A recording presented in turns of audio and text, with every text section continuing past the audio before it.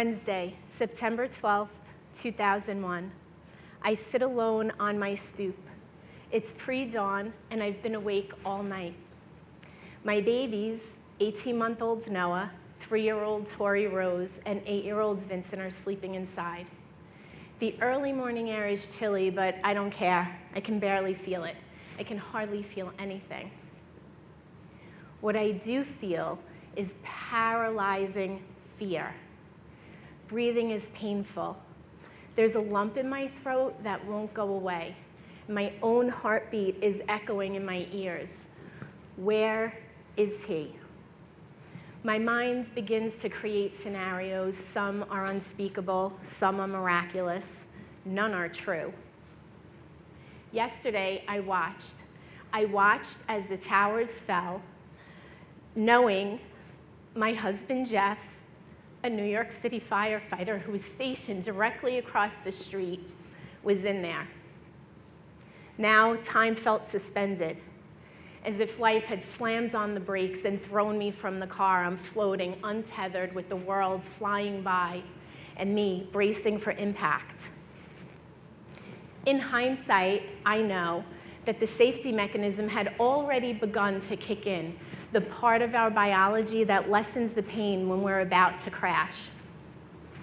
And it's quiet, except for this explosion and collapse that's happening inside of me. It feels like the darkness will never end.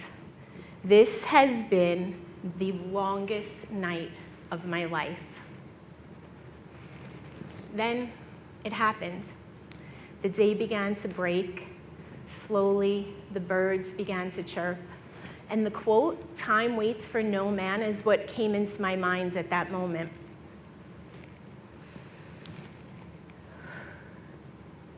The glimmer of hope that he was alive in that rubble was fanned like a flame from that first sunrise.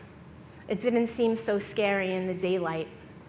It was the first of many lessons that I learned after the attacks on the World Trade Center.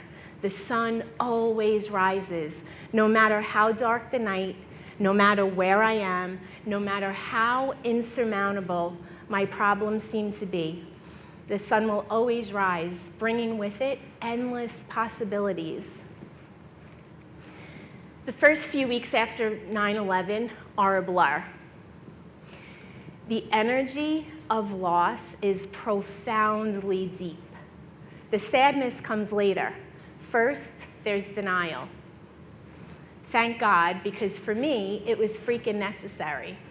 I would spend hours digging through Jeff's clothes, looking for a sign that he had been here, something, anything that would prove that he had lived and loved and laughed. Sometimes I would think that it was all a dream, him, us, our lives. And then I would find something as simple as a forgotten Home Depot receipt in the pocket of his worn-out jeans. A wave of relief would wash over me. He was here. We were real. How was I going to survive without him? By October, I had said yes to an amazing therapist. Not only did we talk, but she knew the value of treating mind, body, and soul. Marianne Pello taught me about methods of healing that I hadn't even ever considered, like acupuncture, yoga, journaling. In the beginning, she told me that my only responsibility would be to get through my day and to make sure that my children were taken care of, even if that meant having someone else do it. This went against everything that I believed to be right, to focus on my needs. But it was vital because my children were watching. Their grief and their healing would mirror my own. My house at that time was a revolving door of family, friends, neighbors, firefighters. They were my lifelines. As time went on, the help dwindled. Everyone went back to their own lives, and I was left to figure out ours. This began as a game of trial and error. You can't eat away, drink away, sleep away grief. The only way out is through.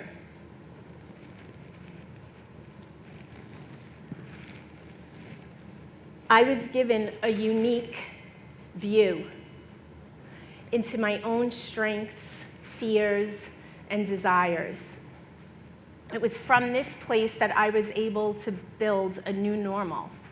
The first year, I was completely numb.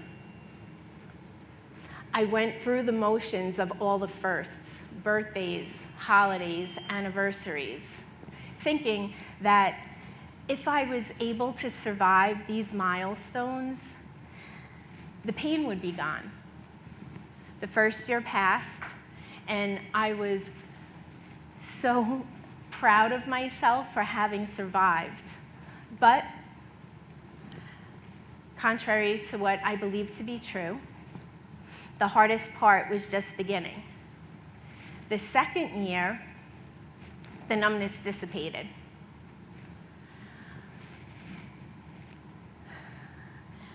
The reality that this was my life and that it wouldn't be changing anytime soon slapped me in the face.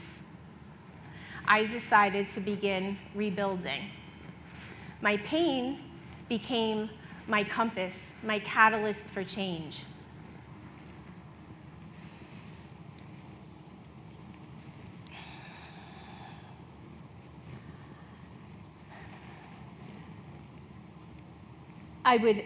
I would look at physical pain as something that directs you to an issue in your body that needs to be healed, and compare it to emotional pain, which is signaling you that there is something inside of you that needs to be healed in order to thrive. During my healing, I learned something that was extremely important. Everything matters. Everything matters. Every thought, every interaction, every person, place, or thing that shares space with me is a necessary part of my experience. None of it is coincidental. I could look back on my life and see how my past had given me the tools to rebuild after 9/11. This experience taught me to trust. Trust in myself. Trust that no matter how life seems, it is exactly as it should be. Trust that there's a higher power that is always conspiring for my highest good.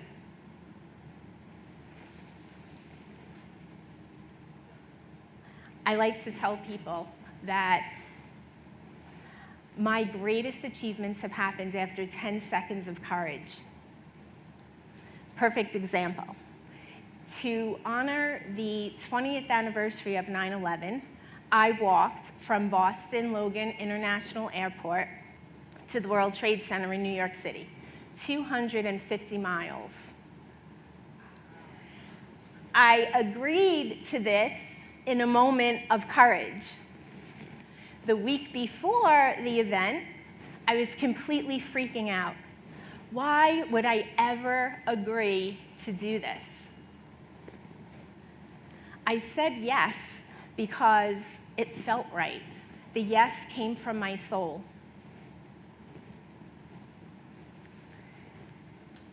What could have potentially devastated us over the course of 20 years had led me to a place that I could have only dreamt of. Every time I answer the call of my soul, even when it scares me, I grow. With every yes, I expand my window of tolerance and greatness. I can feel how powerful and strong I am. So just keep saying yes. As I finished up my walk, the sun was beginning to rise. Before me was ground zero, rebuilt, as was I. My family, my now grown children, my beautiful grandson, my forever faithful fire department were all waiting for me. As I saw all their faces, tears began to flow. And I knew that in that moment, no matter what life throws at me, I got this.